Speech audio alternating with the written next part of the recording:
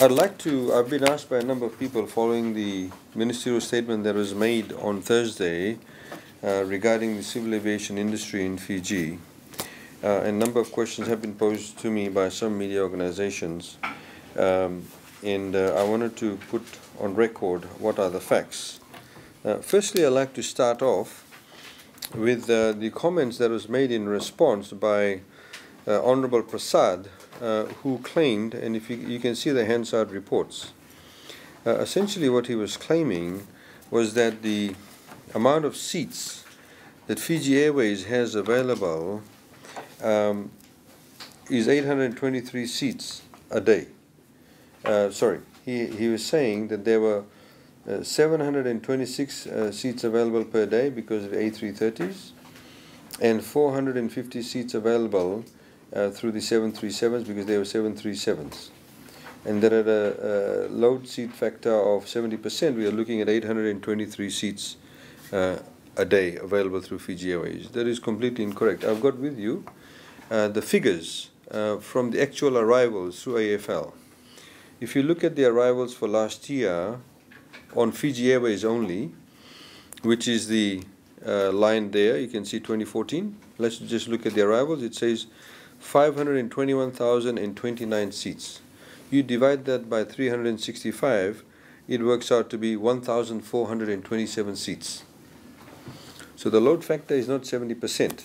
In fact, the load factor for Fiji Airways has in fact been rather high compared to what IATA claims. The general load factor for airlines is about 79.5%. So in other words, if you have 100 seats, you expect 79.5% to be filled. But Fiji Airways, as shown in 2014, had a load factor of 83%. So in other words, for every 100 seats, 83 seats were filled up, as opposed to 79.5%. So the figures that he cited in Parliament was actually incorrect. And this is very worrying because he said this in the context, he's saying that we should not really be focusing on ensuring that Fiji Airways stays around. What he was saying is that we should only be concerned about bringing tourists in. As you can see from those figures, that out of the arrivals of 880,000 in 2014, which is the last column, you see arrivals, forget about departures, 880,000 arrivals in Fiji. Of that, 521,000 was brought by Fiji Airways. The balance was brought by other airlines. So the tourism industry in Fiji does not only bring in tourists because of Fiji Airways, but also brings in tourists because of Air New Zealand, Solomon Islands, Koreans, Air Caledonian, Pacific Blue, Vanuatu Airways, Air New Guinea, Air Nauru, Jetstar, and of course you have other airlines like Virgin that brings in passengers too. So the reality is this, as we stated, that Fiji is an island nation. So people come to Fiji by air. We are also a country that depends on tourism. Now, assuming that there is a flood, you remember the last floods that we had? If, assuming we do not have a national carrier, who would take the passengers out of Fiji? Because the other airlines don't have an obligation. Fiji is not their home country. They simply can say, the risk is too high, the liability is too high, we are not going to fly into Fiji. We'll wait until everything waters subside, and then we'll think about going to Fiji. When you have a national carrier, the national carrier obviously has an obligation to the country. So this is why it is critical that in terms of maintaining the tourism industry, you also have a national carrier that not just keeps his nose above water, but in fact soars very high. Now, what it also says, vis-a-vis the comments that he made, and you can read, I've got the copy of the Hansard report here, the unedited version. If you see the Hansard report, he's essentially saying that we should open it up, and that Fiji Airways essentially, we don't have to protect Fiji Airways. We do have a certain level of obligation to Fiji Airways. If you open up the skies, as they say, to all other airlines to come into Fiji, like they did in other parts in the world, like West Indies, etc., your national airline will close down. If the national airline closed down, what does that mean? It means even though you may have other airlines bringing in tourists to Fiji, it means that the tourism dollar, less of it stays in Fiji. Obviously, if the national airline brings in tourists, the dollar stays in Fiji from that airfare. If that airfare stays in Fiji, they pay tax in Fiji. If they pay taxes in Fiji, we generate more revenue. At the moment, our recovery rate from $1 that a tourist spends in Fiji, by general estimates, is about 60–65%.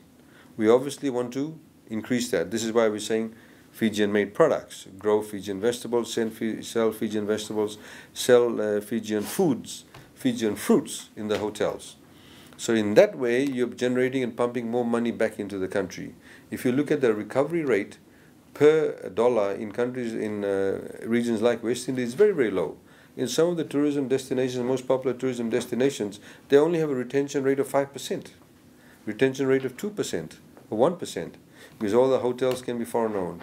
If all the airlines that bring in the passengers are foreign-owned, if all the food comes from overseas, it's foreign-owned, if all the tour companies are foreign-owned, then where will the dollar stay?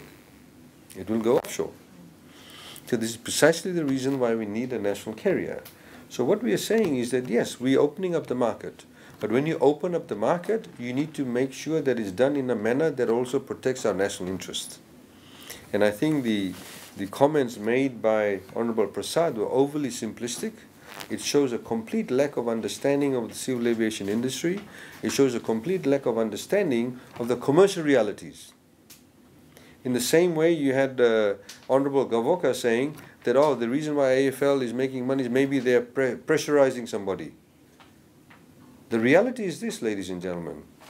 In all countries in the world, most countries in the world, the rent at the airport is always one of the most expensive, because it is prime real estate, because you have a focused group of people who will be spending their dollars there. In AFL, the rent at AFL until recently was about 5 times less than what you would pay in Namaka. In Namaka, the rent was higher than Nandi Airport. Now, how silly is that? How preposterous a situation is that? So now, obviously, people will be paying the right rent. Market valuation has been done, the commercial valuation has been done, and now people are paying the right rent. So people, for example, who were paying $3.5 million before are now paying $8 to $9 million. And they're quite happy to do that, and they're still making money. They've got long-term contracts. But the reality is that you need to be able to have a commercial perspective. So unfortunately, through the position that the opposition has taken, that everything they need to object to, without rhyme or reason, has a very negative impact in terms of the publicity that they're putting out. We are obviously concerned to ensure that the right information goes out to the members of the public, and indeed the right message goes out to the investors in Fiji. The right message goes out to building confidence with the staff of Fiji Airways. If you are going to say, let's give no protection, let's not to put the national interest first, all the staff in Fiji Airways can lose their jobs. Who's going to create jobs for them? So this, ladies and gentlemen, is the reality, and I wanted to put these figures in front of you to demonstrate to you that this very simplistic approach, and indeed very irresponsible approach in terms of simplifying issues and putting them in front of Parliament and stating that in Parliament, ignores the facts. I've given you those figures. They are actually derived from AFL. You can also verify those facts independently from AFL. You can also independently verify the facts from Fiji Vistas, not Fiji Vistas, but Bureau of Statistics.